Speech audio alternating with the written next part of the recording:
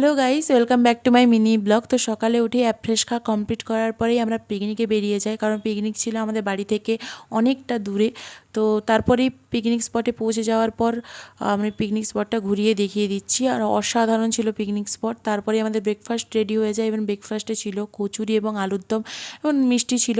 তারপরে আমাদের সিস্টেমের খেলা শুরু হয়ে যায়, খেলাধুলো, রিকগনিশন, অনেক কিছু মজা হওয়ার পর দেখতে দেখতে 4টে বেজে যায় লাঞ্চ করতে।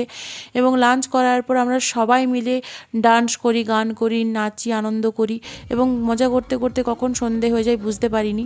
তো সন্ধে হওয়ার পর আমরা বাড়ি ফিরে আসি। সত্যি কথা বলতে, আপনার যদি মাইন্ডসেট, অসংখ্য মানুষ এখানে ছিল, অসংখ্য মানুষের মাইন্ডসেট যদি আপনার মতো হয় তাহলে পিকনিকটাও সুন্দর লাগে। কারণ পিকনিক বা ঘুরতে যাওয়া এমন কোনো বড় কথা নয়, কিন্তু মানুষ যদি আপনার মতো হয় তাহলে সেই জায়গাটা আপনার খুব সুন্দর লাগে। তো তারপর আমরা বাড়ি ফিরে আসি। Thanks for watching.